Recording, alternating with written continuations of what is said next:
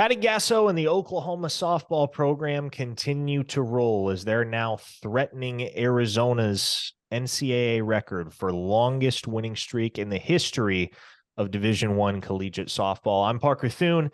That is Jesse Crittenden. This is Quick Slants on the OU Insider YouTube channel, and we revisit Sooner softball once again today. Jesse, this program has won, 46 in a row at this point as of this recording, heading into a super regional matchup with Clemson, in which naturally OU is the odds-on favorite. And moreover, as you look ahead to the Women's College World Series, Jesse, I think it emphasizes how much of a gap there is between Oklahoma and the rest of the field when the number 2 team in the nation, UCLA, just got bounced in regionals at the hands of Grand Canyon and Liberty. So right now, there appears to be a pretty wide chasm between OU and the rest of the field in a season that, outside of OU's dominance, has displayed a lot of parity across the landscape of college softball.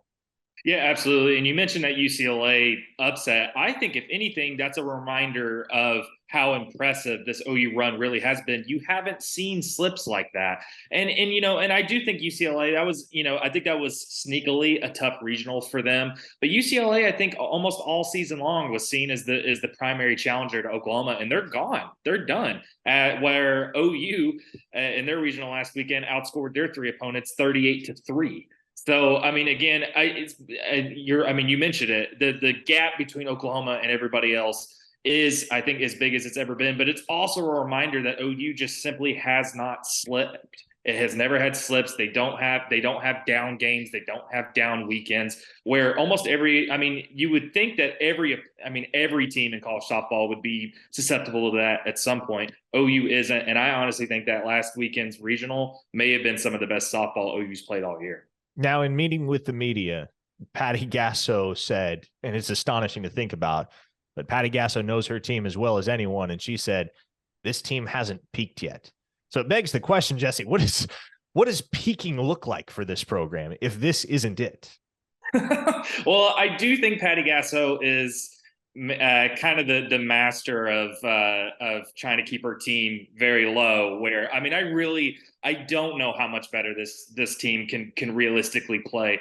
They had one slightly below. They had one slightly where actually, sorry, let me back up. Every inning they typically play well above average. They had one inning last weekend where they were like slightly above average, and they gave up 3 runs in a game they won 16-3. So I'm not saying that there's no way they could play better, but I went to every game last weekend, and I truly thought that was the best I've seen them play. And they're breaking softball in almost every way, both offensively and defensively. And to Patty Gasso's credit, she's trying her best to keep this team even-keeled, even when the evidence suggests maybe they should feel pretty good about themselves. Jada Coleman's snub for National Player of the Year. Go off, Jesse. Go off.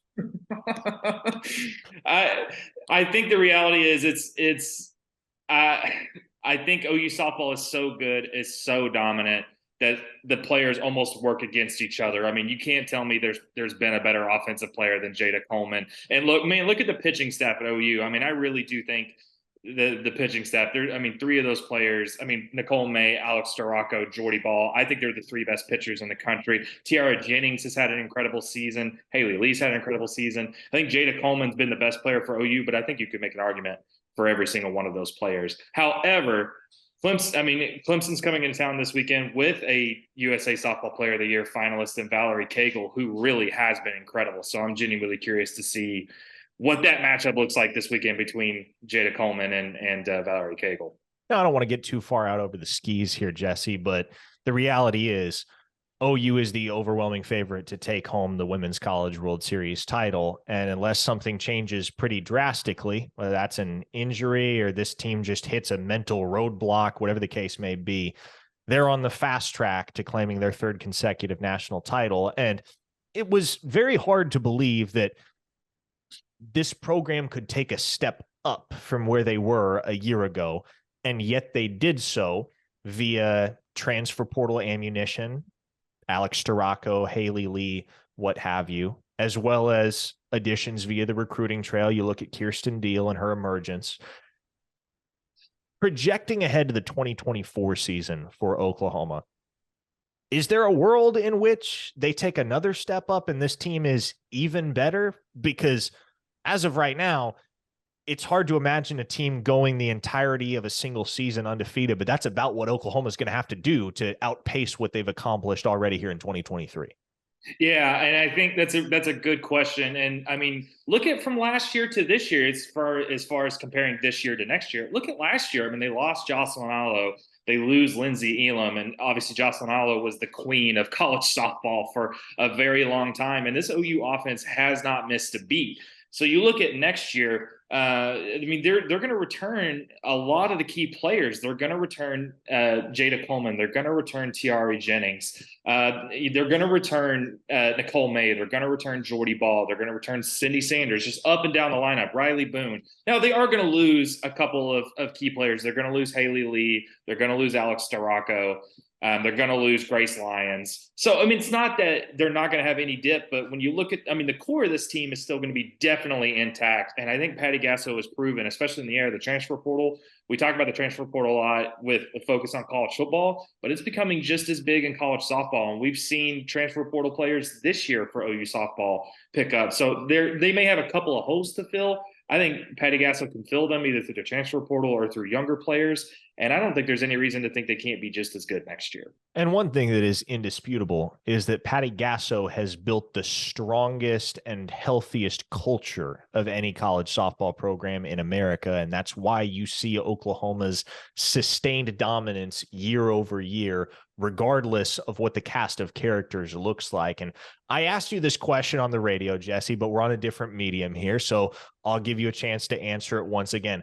Obviously, Patty Gasso is not going to coach forever. And when you look at the grand scheme, she's in the twilight of her career. She's been at Oklahoma, 27, 28 years now. And she doesn't have another 27, 28 years in front of her, at least not as a college softball coach. So if you're in Patty Gasso's shoes, what do you have to do to make sure that you set Oklahoma up to continue their dynastic run even after you pass the torch? Yeah, and I think when you asked me that on the radio, I think you mentioned Bob Stoops, and I actually think that's a pretty good comparison here. I think Patty Gasso is OU softball. What she has done since she took over in the mid '90s is incredibly impressive. With that said, I mean, I don't think, I mean, Patty Gasso is not going to coach forever, like you said. But what I can tell you, just from talking to players, from talking to people around the program, this is Patty Gasso's departure from the program whenever that happens, and I think she could go for a while. But when that happens, I promise you, it's going to be a process. She's not just going to wake up one day and decide she's gone.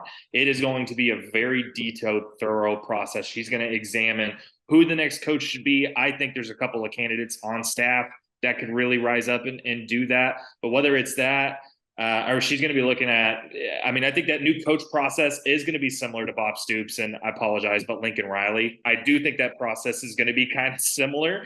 I mean, and as far as players, I mean, I think Patty Gasso has built a well-oiled machine that almost, in some ways it runs itself with Patty at the helm. But I think Patty, the part of that process when she eventually leaves is going to be also knowing what players need to be in the program, getting those players ready for when that happens. I mean, I really think it could be a years-long process. So for anybody that's nervous about Patty Gasso's departure, obviously it's not going to be the same. But this is going to be something I think Patty Gasso is going to be thinking about for years, if she's not already thinking about it.